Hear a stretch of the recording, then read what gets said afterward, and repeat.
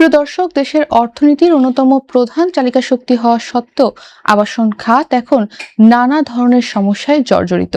কিন্তু কেন এত সমস্যার সম্মুখীন হয়েছে আবাসন খাত, আর এই সমস্যা থেকে উত্তরণের পথ কি, সেই উত্তরই খুঁজবো আজকে আমরা। প্রিয় দর্শক, দেশের সর্বাধিক প্রচারিত দৈনিক বাংলাদেশ প্রতিদিনের মাল্টিমিডিয়া প্ল্যাটফর্মে বিশেষ আয়োজনে আপনাদের স্বাগত জানাচ্ছি আমি তনিমা রহমান। আমাদের আজকের বিশেষ আয়োজনে এই মুহূর্তে আমাদের সঙ্গে আছেন real estate and housing association of Bangladesh রিহাবের প্রেসিডেন্ট ডক্টর আলী আফজাল। আপনাকে অসংখ্য ধন্যবাদ আজকে আমাদের অনুষ্ঠানে আসার জন্য। আমরা আবাসন খাতের সমস্যা নিয়ে সকলে জানি, এমনকি রিহাব থেকে বাজেটের পরবর্তী সময়ে বলাও হয়েছে যে আবাসন খাতে যে পরিবর্তন চেয়েছেন সেটা আমরা পাইনি। এত সমস্যার থেকে আসলে উত্তরণের উপায় কি, আর আপনারা যে এতটা হতাশা প্রকাশ করছেন, এই হতাশারও বা কারণটা কি? আপনাকে ধন্যবাদ। প্রথমে বলতে চাই, সমস্যা তো আমাদের আছে। সমস্যা আমরা জানি, মিডিয়া জানে, জনগণ জানে, ব্যবসায়ীরা জানে। আমার কাছে মনে হচ্ছে সরকার শুধু জানে না, সরকার বোধহয় ঘুমিয়ে আছে। দেখুন, আবাসন আমরা বারবার বলেছি যে আবাসন কিন্তু মানুষের মৌলিক পাঁচটা চাহিদার যেটা একটা হচ্ছে আবাসন, অন্ন, বস্ত্র, বাসস্থান, আবাসন, স্বাস্থ্য, চিকিৎসা, তার মধ্যে এটা একটা। তো সেক্ষেত্রে আবাসনকে কোনোভাবেই গুরুত্ব দেওয়া হচ্ছে না। একদিকে আপনি দেখেন সমস্যাটা কিভাবে তৈরি হয়েছে। এটা শুরু হয়েছে হঠাৎ করে না। করোনার সময় থেকে আপনি দেখেন কেনা বেচারা কমে গেছে। আপনি জানেন যে তখন মানুষ বাঁচার চিন্তা করেছে। মানুষের এসেনশিয়াল নিডসের মধ্যে খাদ্য হলো যে আপনার ইচ্ছা হোক অনিচ্ছা খেতেই হবে, প্রতিদিন কিনতে হবে। কিন্তু আবাসনটা হচ্ছে যে মানুষের স্টেবল অবস্থা কেনা। এরপর বিগত প্রতি স্বৈরাচারের যে শেষের দিকে টালমাটাল অবস্থা, তারপর 24-এর অভ্যুত্থান গেল, তারপর হচ্ছে যে আপনার একটা অন্তর্বর্তী সরকার, সেটাও আমি স্টেবল সরকার বলবো না। তো এই যে লম্বা সময় ধরে দেশের অস্থিতিশীল অবস্থার কারণে মোটা দাগে আমাদের কেনাবেচা 60% কমে গেছে। 60%ই কেনাবেচা নাই কিন্তু। অথচ এটা একটা গুরুত্বপূর্ণ সেক্টর, যে আপনার এই খাতের যদি কোনো সমস্যা হয়, সমস্যা হলে শুধু আমরা ব্যবসায়ীরা সমস্যায় পড়বো না, আমি বলবো যে দেশ হিসেবে বাংলাদেশ সামগ্রিক সমস্যায় পড়বে। আমরা যদি বলি মোটা দাগে আমাদের জিডিপিতে কন্ট্রিবিউশন আমাদের সাপোর্ট ইন্ডাস্ট্রি সহ প্রায় 18%। আমাদের এই সেক্টরে 50 লক্ষ মানুষ কর্মরত রয়েছে। বিদেশিদের রেমিটেন্সটা আসে তার প্রায় 20-21% কিন্তু আমাদের এই প্লট সেলের মাধ্যমে কিন্তু বাংলাদেশে ঢুকছে। তো এটা একটা বড় সেক্টর, এবং আমাদের সেক্টরে একসময় কিন্তু আমাদের যে 1800 মেম্বার আছে এবং নন মেম্বার, তাদের টোটাল যদি সেলটা আমি একসাথে বলি তাহলে প্রায় 2 লক্ষ কোটি টাকার মতো সেল, অর্থাৎ বাজেটের প্রায় 4 ভাগের বা 3 ভাগের 1 ভাগ কিন্তু এত বড় একটা সেক্টর। কিন্তু সেই সেক্টরটা অসংখ্য সমস্যায় জর্জরিত ছিল। নতুন করে বাজেটে আবার আরো সমস্যা যোগ করা হয়েছে। এখানে প্রশ্ন আসে কি কি সমস্যা ছিল আর নতুন কি কি সমস্যার সম্মুখীন হয়েছে? এক হচ্ছে যে আপনি জানেন যে বিগত সময় আমরা বারবার বলেছি যে আমাদের যে রেজিস্ট্রেশন খরচ ল্যান্ডের এবং আপনার ফ্ল্যাটের, এই রেজিস্ট্রেশন খরচটা যেটা করা হয়েছে বাংলাদেশে 13 থেকে 15 এলাকা ভিত্তিক, এটা এশিয়ার মধ্যে এত বেশি কোথাও নাই, সর্বোচ্চ। এটা অসম্ভব অবস্থা আমি বলবো, জনগণের জন্য জুলুম। তো এটা কমানোর জন্য বারবার আমরা বলেছি, গভর্নমেন্ট কিন্তু করে নাই। এক। দ্বিতীয় হলো যে আপনি জানেন যে আমাদের এই যুদ্ধের কারণে মাঝখানে প্রায় সবগুলো পণ্যের দাম বেড়েছে। আমাদের যে র মেটেরিয়াল, সিমেন্ট, রড, কেবল, গ্লাস থেকে শুরু করে প্রত্যেকটা জিনিসের দাম বেড়েছে। আমরা হিসাব করেছি ইনহাউসে, দেখছি প্রায় 31% দাম বেড়েছে।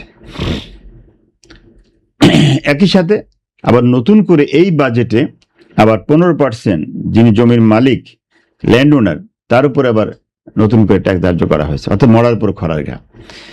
আবার বাজারে দেখেন আগে তো দাম বাড়ছেই রড সিমেন্টের, আর বাজেটেও কিন্তু প্রত্যেকটাই ট্যাক্স বাড়ছে। ট্যাক্স বাড়া মানে কি? আলটিমেটলি কিন্তু প্রোডাক্টের দাম বেড়ে যাবে। একজন সিমেন্ট ফ্যাক্টরির মালিক, একজন রড ফ্যাক্টরির মালিক, তারা কিন্তু চাইলেই দাম, সরকার বাড়াইছে তারা দামটা বাড়াই দেবে। বাট সরকারকে বুঝতে হবে যে আমরা কি ব্যবসাটা করি। আমরা কিন্তু সরকারের কাজটা করছি। আবাসন কিন্তু সোকল্ড মানে ব্যবসা, বাট আমরা কিন্তু ট্রেডার না। কিন্তু আমরা রাষ্ট্র যে কাজটা করার কথা, মানুষের মৌলিক চাহিদা পূরণের দায়িত্ব রাষ্ট্রের, আবাসন সমস্যার সমাধান করা 18 কোটি মানুষের রাষ্ট্রের দায়িত্ব।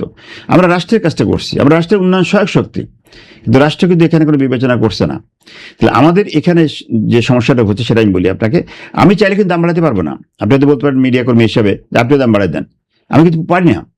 কারণ আপনি একজন মিডিয়া কর্মী বা একজন সচিবালয়ের সচিব, উনি কিন্তু আমার একটা ফ্ল্যাট নিয়েছেন 2 কোটি টাকা দিয়ে, এটা কিন্তু নিয়েছেন, আমার একদিনে শেষ হবে না, এটা কিন্তু 4 বছর 3 বছর 5 বছর লাগে কিস্তি। তো আমি তো 5 বছর আগে ওনার সাথে চুক্তিবদ্ধ স্কোয়ার ফিট 9,000 টাকা, আর সাডেনলি আমি 30% দাম বাড়াই, প্লাস বাজেটের কারণে আরো 10% আমি 40% দাম বাড়াই দিই, আপনি কি মানবেন? কারণ আপনি তো আমার সাথে এগ্রিমেন্ট করেছেন যে আমি 9,000 টাকা স্কোয়ার ফিটে নিবো, এবং ইতিমধ্যে 2 বছর কিস্তিও আপনি দিয়েছেন। তো আমি চাইলে কিন্তু দাম বাড়াতে পারবো না। তাহলে কি হচ্ছে, আমি যদি দাম বাড়াই তাহলে কিন্তু হ্যাসেল হবে, গন্ডল লেগে যাবে, এই সেক্টর ঝড়াতে লেগে যাবে। দ্বিতীয় যে সমস্যাটা হচ্ছে সেটা হলো যে আমি যদি দাম না বাড়াই তাহলে কাজ শেষ করতে পারবো, কারণ এই রিয়েল এস্টেট সেক্টরটা এমন না যে বিশাল একটা প্রফিট হয়। তো সেখানে যদি 40% দাম বেড়ে যায় তাহলে ওই ডেভেলপার কিন্তু কাজটা শেষ করতে পারবে না। আমরা যে বড় কর্পোরেট হাউস তারা হয়তো লাভ হোক লস হোক আলটিমেটলি বিল্ডার শেষ করি, তো অনেক ছোট ছোট ডেভেলপার তারা কিন্তু ওটা কাজ ছেড়ে দিয়ে পালাবে, যেমন দরকার নাই। সেক্ষেত্রে আসলে প্রশ্ন আসে যে ডেভেলপারদের বা এই ইন্ডাস্ট্রিতে কত বড় তারা একটা লসের মুখোমুখি হতে যাচ্ছে যদি এই বাজেটে এরকম হয়ে আমি কত বড় লস আমি বলবো না, আমি বলবো যে এই সেক্টরটা ধ্বংস হতে চলছে। এবং আপনি মনে রাখবেন, যদি এই সেক্টরটা ধ্বংস হয় তাহলে শুধুমাত্র এই সেক্টরে আমরা গুটি কয়েক ব্যবসায়ী, আমি কিন্তু গতদিনও আমি সংবাদ সম্মেলনে বলে আসছি আমাদের প্রেস কনফারেন্সে, যে এই সেক্টর যদি ধ্বংস হয় ঠিক আছে, আমরা কয়েকজন ব্যবসায়ী আছি, আমরা তো আল্লাহ আমাদেরকে সামর্থ্য দিয়েছে, আমি এই ব্যবসা না করলেও চলতে পারবো, আমার বাচ্চা কাছে ছেলে মেয়ে চলতে পারবো। বাট রাষ্ট্রের কি হবে? রাষ্ট্র এখান থেকে যে ট্যাক্স পায় প্রতি বছর 50,000 কোটি ট্যাক্স আমরা দিই, সেই ট্যাক্স থেকে রাষ্ট্র কিন্তু পাবে না সেটা। এখানে যে 50 লক্ষ লোকের কর্মসংস্থান আছে, এই 50 লক্ষ মানুষ কিন্তু বেকার হয়ে যাবে। তারা কি করবে? তারা কিন্তু বেকার হলেই কিন্তু রাষ্ট্রের অনেক অসামাজিক কাজ জড়িত হয়ে পড়বে, এটা রাষ্ট্রের দায় বেড়ে যাবে। একই সাথে এটার সাথে রিলেটেড হচ্ছে বাংলাদেশে প্রায় 259টা industry, support industry, rod cement থেকে শুরু করে সিরামিক পর্যন্ত যত কিছু আছে, এই সবগুলো ইন্ডাস্ট্রির মেইন ক্রেতা কিন্তু আমরা। তাহলে আমরা যদি বিপদে পড়ে যাই, আমরা যদি বন্ধ হয়ে যাই, তাহলে আলটিমেটলি টোটাল সেক্টরটা মুক্ত হয়ে পড়বে এবং সরকার কিন্তু বিপদে পড়বে। যার জন্য আমি বলছি যে সমস্যা শুধু আমরা পড়বো না, রাষ্ট্র বিপদে পড়বে। সেখানে আসলে ট্যাক্স নিয়েই প্রশ্ন চলে আসে। আর রিহাব বারবার বলেছে যে নতুন যে কর আরোপ করা হয়েছে এর প্রভাব শুধুমাত্র ডেভেলপারদের উপর পড়বে না, যারা জমির মালিক বা যাদের সাথে ডেভেলপাররা কোলাবোরেট করে একটা বিল্ডিং তৈরি করে তারাও বিপদে পড়বে বলে বলা হচ্ছে। ডেফিনেটলি, ইভেন দেখেন এই বিষয়টি অনেকেই সচেতন, একজন সচিব, আমি নাম বলছি না, ওনাকে আমি যখন বলছি যে ভাই জানেন আপনি যে সারা জীবনে কষ্ট করে একটা প্লট নিয়েছেন উত্তরাতে, ওনার প্লট উত্তরাতে আমি জানি, তো এইটা তো আপনার টাকা নেই আমি জানি, আপনি সৎ অফিসার, তা আপনি তো ডেভেলপারকে দিবেন, রিটায়ারমেন্টের পরে তো আমার কাছে আসবেন, কিন্তু আপনার যে অংশটা পাবেন 5টা ফ্ল্যাট, এই 5টা ফ্ল্যাটে কিন্তু আপনার যদি 10 কোটি টাকা দাম হয়, আপনার কিন্তু 1.5 কোটি টাকা ট্যাক্স দিতে হবে, জানেন আপনি? না না তো জানি না, মানে উনি কিন্তু আজকে উঠছে যে রে হাউ ফান, এটা কি বড় সম্ভব, আমার তো টাকা নাই, দিবে করতে গেছে। তার মানে ল্যান্ড ওনার সমস্যায় পড়বে। এরপরে যেটা হতে পারে সেটা হচ্ছে কি নেগোশিয়েট করে আমাদের সাথে কি হবে, যে সে হয়তো বলবে না ঠিক আছে আমি কোনোটাই করতে পারবো না, সব দায়িত্ব আপনার, সরকারের ট্যাক্স। তারপরে একটা গেইন ট্যাক্স কিন্তু আছে অলরেডি, সেটা হচ্ছে যে সাইনিং ম্যান আমরা পে করি, এটা কিন্তু আগের থেকে চালু আছে, সাইনিং ম্যানের উপর 15% আমরা ট্যাক্স দিচ্ছে, কিন্তু সেইটার উপর অতিরিক্ত আবার হচ্ছে এইটা, দুইটা কিন্তু দেখেন দুইটা দিতে মালিককে, অ্যাজ পার রুলে গভর্নমেন্ট কিন্তু মালিককে, যদিও আমরা অনেক সময় ডেভেলপাররা দিয়ে দিই, কিন্তু আসলে আইন হচ্ছে মালিক। গেইন ট্যাক্স মানে কি, যিনি গেইন করে তিনি দিবেন, তাহলে টাকাটা পেয়েছেন সাইনি মানে কে, মালিক, তাহলে মালিককে 15% দিতে হবে। আবার একই সাথে তার যে ফ্ল্যাটটা তৈরি হওয়ার পরে ওখান থেকে আরো 15%, তাহলে 30% যদি তাকে ট্যাক্স দিই, তার মানে কি ওই জমিতে অর্ধেক তাহলে বেঁচেই দিতে হবে, তার ফ্ল্যাটের অর্ধেক তাহলে বিক্রি করে দিতে হবে। তো এটা একেবারেই জুলুম, একেবারেই অবাস্তব। এবং আপনাকে শুধু বলছি অবাস্তব শুধু বাংলাদেশও নয়, গ্লোবালি আমি চ্যালেঞ্জ করছি, পৃথিবীর কোথাও এটা নাই যে সম্পদের বিক্রি না করে আপনি গেইন মানে কি, আপনি তো একটা অ্যাসেট সেল করলে আপনার গেইনের কোশ্চেন আসে। আপনি একটা মোবাইল কিনেছেন, বিক্রি করেছেন, কিনছেন 10 টাকায়, বিক্রি করলেন 12 টাকায়, 2 টাকা গেইন, সেই গেইনের উপর ট্যাক্স দিবেন। তা আমি যতক্ষণ সেল না করবো ততক্ষণ কি গেইন হলো কিছু? তাহলে ওনার ল্যান্ড তো সেল করেন নাই, দ্যাটস এ বিগ প্রবলেম। এবং এটা আমি বলি হাস্যস্কর বিষয়, এবং সরকার যদি করে এটা জনগণের প্রতি জুলুম হবে, এবং এটা ল্যান্ডওনার ক্ষতিগ্রস্ত হবে, এবং ল্যান্ডওনার যদি এটা আলটিমেটলি ডেভেলপারও চাপায়, তাহলে ডেভেলপার কি করবে, তার স্কোয়ার দাম বাড়ায় দেবে, তাহলে সেটা আলটিমেটলি যে জনগণের উপর পড়বে, অর্থাৎ জনগণের কিন্তু ক্রয় ক্ষমতা থাকবে না। জনগণ কিন্তু মধ্য আয়ের মানুষ যারা আছেন, নিম্ন আয়ের মানুষ যারা আছেন, তারা কিন্তু এই ফ্ল্যাট আর কিনতে পারবে না। এটাকে একটু দুইটা সেক্টরে আমি ভাগ করতে চাই। এক, যেগুলোর আপনারা অলরেডি কিস্তিতে টাকা নিচ্ছেন ক্রেতাদের কাছ থেকে, সেই বিল্ডিং গুলো তো তৈরি হয়ে সম্পূর্ণ হয়নি, সেগুলো সম্পূর্ণ করতে হবে আপনাদেরকে, এটা একটা সেক্টর। এবং ভবিষ্যতে যেগুলো আপনারা বিক্রি করবেন সেই সেক্টরে আসলে দামের কতটুকু ব্যবধান হবে এবং সে তার প্রভাব আবাসন খাতে ঠিক কতটুকু পড়বে? দেখুন, একটা হচ্ছে যে যেটা আমরা হ্যান্ড ওভার করি নেই, অলরেডি আমি বিক্রি করেছি, বুকিং নিয়েছি, সেখানে কিন্তু অনেক ডেভেলপার শেষ করতে পারবে না। কারণ আমি বলেছি হিসাব করে আপনাকে 40% দাম বেড়েছে, 40% লাভ হয় না কিন্তু এই সেক্টরে। তো সঙ্গত কারণে অনেক ছোট ছোট ডেভেলপারের কাজ ছেড়ে দেবে এবং এখানে কিন্তু দেখবেন যে আরো অনেক অসংপূর্ণ বিল্ডিং থাকবে এবং সেখানে কিন্তু ক্রেতা বিক্রেতার সংঘাত লেগে যাবে। হয়তো কর্পোরেট হাউসগুলো লাভ হোক লস হোক তারা হয়তো কোনো মতো শেষ করে চলে আসবে। আর নতুন যেটা বলছেন সেটা স্ট্রেট ওয়ে 50% দাম বাড়াতে হবে। অর্থাৎ যে ফ্ল্যাটটি এখন আমি 10,000 টাকা সেল করি সেটার দাম 15,000 করতে হবে, আদারওয়াইজ কিন্তু এই ব্যবসাটা সার্ভাইভ করবে না। বাট 15,000 টাকা করলে আমাদের যদি আমরা করি দামটা যে হঠাৎ করে সাডেনলি বাড়িয়ে দিই, তাহলে আপনি মনে রাখেন যে বাংলাদেশের মতো যে আমাদের যে ইনকাম যে ক্যাপাসিটি আছে লেভেল আছে, এই লেভেলের মানুষের পক্ষে কিন্তু আর এই ফ্ল্যাটটা অ্যাফোর্ডেবল থাকবে না। আমরা যেটা বলি অ্যাফোর্ডেবল ফ্ল্যাট, সে অ্যাফোর্ডেবল শব্দটা থাকবে না, কিন্তু এটা অ্যাফোর্ড করতে পারবে না মানুষ। তো সঙ্গত কারণে এই সেক্টরটা আসলে আস্তে আস্তে বন্ধ হয়ে যাবে। এই সেক্টর বন্ধ হয়ে গেলে আর সংগতের প্রশ্ন আসে যে দেশের অর্থনীতিতে ঠিক কতটুকু প্রভাব পড়বে? জি fine, thank you very much. এই সেক্টর বন্ধ হলে প্রথম কথা হচ্ছে আপনি দেখেন 18 কোটি মানুষের আবাসন সমস্যার সমাধান রাষ্ট্র কখনোই করতে পারবে না, আর রাষ্ট্রটা করার দায়িত্বও না। কিন্তু রাষ্ট্র হচ্ছে আমাদেরকে ট্যাক্স নেয়, ভ্যাট নেয়, সার্ভিস প্রোভাইড করবে। রাষ্ট্র কিন্তু ব্যবসা করতে পারে না, রাষ্ট্র কিন্তু বাণিজ্য করতে পারে না, যদিও আমাদের রাজুক সেটা করে, সেটাও আমি বিরোধী। তো এক হলো এটা যে রাষ্ট্র এটা পারবে না, প্রাইভেট সেক্টর লাগবেই। আর প্রাইভেট সেক্টর কিন্তু করতে পারছে না দাম বাড়ার কারণে। এখন আসেন ক্ষতির যে বিষয়টা বলছেন, যে আমি আগেই বলেছি কথাটা রিপিট হয়ে যাবে, সেটা হচ্ছে এক হলো গভর্নমেন্ট বড় ধরনের ট্যাক্স হারাবে, একই সাথে এই সেক্টরে প্রায় 50 লক্ষ মানুষের কর্মসংস্থান নষ্ট হবে। একই সাথে বিদেশ থেকে যে রেমিটেন্সটা প্লট ফ্ল্যাটের মাধ্যমে প্রায় 20% মতো আসতো, সেটাও কিন্তু বন্ধ হবে। তার মানে অ্যাজ এ হোল এই সেক্টরটা কিন্তু বিবাদে পড়বে, মারাত্মক বিবাদে পড়বে, সরকার বিবাদে পড়বে, শুধু আমরা না। আমি সেই জায়গায় আসলে বাজেট পেশের আগে আপনারা কি সরকারের সাথে বা এনবিআর কর্তৃপক্ষের সাথে কথা বলেছিলেন? যদি কথা বলে থাকেন, আলোচনা হয়ে থাকে, তাহলে তার কোনো ফলাফল বাজেটে পেয়েছেন কিনা? দেখুন, আমরা বাজেটে তেমন কিছুই পাইনি। একটি বিষয় বলা হয়েছিল যে অপদেশিত অর্থটাকে, আমি ব্ল্যাক মানি বলতে রাজি নই, অপদেশিত অর্থ যেটা আছে সেটাকে আমরা নিয়মের মধ্য দিয়ে রেজিস্ট্রেশনের মধ্য দিয়ে বৈধ করার সুযোগ দিবেন। যদি পরে আবার ব্যাখ্যাটা অন্যভাবে দেওয়ার চেষ্টা করা হয়েছে, এনিওয়ে ধরে নিচ্ছি যেটা দিয়েছেন, যে আমরা যেটা চেয়েছিলাম সেটা। এখন আমার এখানে একটা বিগ কোশ্চেন, যে সরকার তো নিজেই এই অপদেশিত অর্থ তৈরি করতেছেন সিস্টেমের মধ্য দিয়ে, আইনের মধ্য দিয়ে। রাষ্ট্র নিজে আইন করে অপদেশিত করছেন। আপনি একটা ফ্ল্যাট কিনলেন আমার কাছ থেকে 2.5 কোটি টাকা দিয়ে, এখন রাষ্ট্র সেট করে দিয়েছে যে স্কোয়ার ফিটের মূল্য এবং মৌজা ভিত্তিক জমির মূল্য ফিক্স করে দিয়েছেন, ওইটা ধরে কিন্তু কাস্টমার রেজিস্ট্রি করে। তাহলে উনি 2.5 কোটি ফ্ল্যাটটা কিন্তু 50 লক্ষ টাকা কিন্তু রেজিস্ট্রি করে নিয়ে গেলেন, আমি রিসিভ করছি 2.5 কোটি টাকা। আপনি কেন তাহলে বেশি টাকা রিসিভ করছেন, এই প্রশ্নও তো চলে আসে। আমার সাথে তো সরকার যদি বলে আমি যখন বিক্রি করলাম, দেখেন আমার বিক্রিতে রেট আছে, কথাটা 10,000 টাকা স্কোয়ার ফিট, আমি 10,000 স্কোয়ার ফিটে বিক্রি করেছি, করে তার দামটা হচ্ছে 2.5 কোটি টাকা। ওনার 2.5 কোটি রেজিস্ট্রি করার কথা, কিন্তু রাষ্ট্রের আইনের ফাঁকে উনি করলেন কি, এটা 50 লক্ষ টাকা রেজিস্ট্রি করলেন, যেহেতু রাষ্ট্রের একটা মিনিমাম সিলিং ধরা আছে, সেই সুযোগটা উনি কাজে লাগালেন। কাজে লাগায় ওনার বৈধ অবৈধ টাকা যেটাই হোক না কেন, উনি কিন্তু 2.5 কোটি টাকা হালাল করে ফেলেন, সম্পদ পেয়ে গেছেন। তা আমি ব্যবসায়ী, আমি কিন্তু টাকা যা পাওয়ার তাই পেয়েছি, বাট আমি কিন্তু যখন রাষ্ট্র ফাইনালি আমি যখন ইয়ার এন্ডিং এ ব্যালেন্স শিট তৈরি করবো, রাষ্ট্র কিন্তু তখন 2টা কাগজ চায়, একটা বিক্রয়ের দলিল চায়, একটা ক্রয়ের দলিল চায়। তা আমি যখন বিক্রয়ের দলিল দেবো তো ওই পঞ্চায়েত দিতে হবে, তার মানে অটোমেটিক্যালি কিন্তু এখানে 2 কোটি টাকা কিন্তু অপদেশিত হয়ে গেল। এর একটা ফ্ল্যাটের কথা বলছি, সারা বাংলাদেশের লক্ষ লক্ষ ফ্ল্যাট সেল হচ্ছে, 1,800 মেম্বারদের এবং নন মেম্বারদের যোগ করেন, তাহলে 60 থেকে 70 হাজার কোটি টাকা আপনি অপদেশিত হয়ে যাবে। তো সেইটাই আমরা বলেছিলাম যে এই অপদেশিত অর্থ তো বিভিন্ন সময় হয়েছে এবং হওয়ার কারণেই কিন্তু এই টাকা দিয়ে কিন্তু বেগমপাড়া তৈরি হয়েছে। আমরা বলেছি যদি এটা ব্যবহার না হয় তাহলে কিন্তু আবার একই কাণ্ড ঘটবে, যেটা আবার পাচার হয়ে যাবে, দেশ থেকে বেরিয়ে যাবে। তো সেই জন্য এইটা আমরা চেয়েছিলাম যে এটা প্রদর্শনের সুযোগ দেওয়া হোক। এক, আপনি টু দি পয়েন্টে বলছেন, টু দি পয়েন্টে বলছি। 2 নম্বর চেয়েছিলাম রেজিস্ট্রি খরচটা কমিয়ে দেওয়া হোক। রেজিস্ট্রেশন খরচটা যদি কমিয়ে দেওয়া হয়, সরকার কিন্তু ইনকাম কমবে না। আপনি অ্যাকচুয়াল যদি রেজিস্ট্রি করেন, আজকে যদি 15% আপনি 2.5 কোটি টাকা যে জায়গাটা আমি বলছি, আপনি 7.5 লাখ টাকা পাবেন। আপনি এর 3% করেন, 2.5 কোটি রেজিস্ট্রি করেন, আপনি কিন্তু সেম 7.5 লাখ টাকা পাবেন। তাহলে রেজিস্ট্রি খরচটা কমে গেল, এবং তাহলে অবৈধ টাকা হওয়ার উৎসটা সেটাও কিন্তু বন্ধ হয়ে যাচ্ছে, টাকাটা বৈধ হচ্ছে। রাষ্ট্র নিজেও কিন্তু গর্বের সাথে মাননীয় প্রধানমন্ত্রী কিন্তু বলতে পারবে যে আমি আসার পরে প্রথম বাজেটেই এদেশের ট্যাক্স আমি রেজিস্ট্রেশন খরচটা আমি কমাই দিয়েছি। রাষ্ট্র প্রধানমন্ত্রীর জন্য, অর্থমন্ত্রীর জন্য, সবার জন্য কিন্তু ভালো এটা, বাট রাষ্ট্রের কিন্তু ইনকাম কমতেছে না।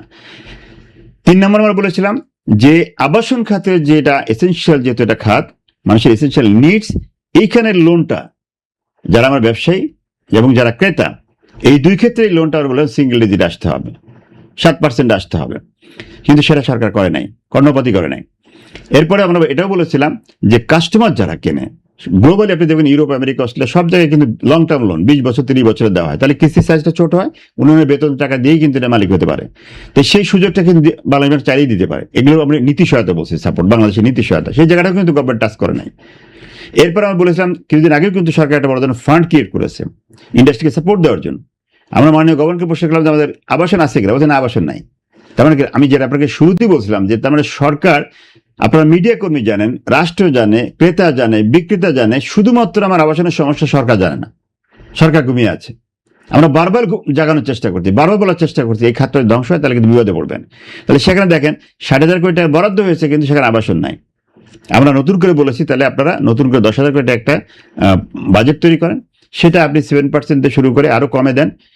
আরেকটা বিষয় বলেছি যে আমরা দেখেন ঢাকা শহরে আজকে মানুষ গিজ করতেছে, কারণ হচ্ছে ঢাকা সব সুবিধা ঢাকায় করা হয়েছে। আপনি যদি ডিসেন্ট্রালাইজ করেন, যে অনেক ক্ষেত্রে আপনি জানেন বুদ্ধি করে বা পলিসি করে, আইন করে মানুষকে কিন্তু ডিসেন্ট্রালাইজ করা যায়। আমরা বললাম ঢাকা শহরে যে লোনটা দেবেন আপনি 7% দেন, আর যখন উপজেলায় বাড়ি করবে এবং জেলায় বাড়ি করবে তখন আপনি 3% দেন বা 2% দেন বা 1% দেন। তখন হবে কি, সে ওই লোকটা চিন্তা করবে আমি যদি বাড়িটা যদি মাগুরাই করি একটা জেলাতে, তাহলে আমি কিন্তু 3% লোন পাচ্ছি, আর ঢাকায় করে 7%, হোয়াই নট, সে বাড়ি মাগুরাই করবে। তাহলে এভাবেও কিন্তু ডিসেন্ট্রালাইজ করা সম্ভব। এবং অনেকগুলো প্রস্তাব আমরা দিয়ে আসছি, কিন্তু আমরা বন্ডের কথা বলেছি, আমরা রিয়েল এস্টেট ইনভেস্টমেন্ট ট্রাস্ট করার কথা বলেছি, সেটা এক ধরনের বন্ড যেটা ইউরোপে আছে, বিভিন্ন দেশে আছে, সেভাবেও কিন্তু সাপোর্টটা দেওয়া যায়। বাট এত কিছু বলার পরও আমি দেখেছি এখন পর্যন্ত, আমি সরি টু সে, যে এখন পর্যন্ত রাষ্ট্রের পক্ষ থেকে কোনো কর্ণপাত হচ্ছে বলে আমার কাছে মনে হচ্ছে না।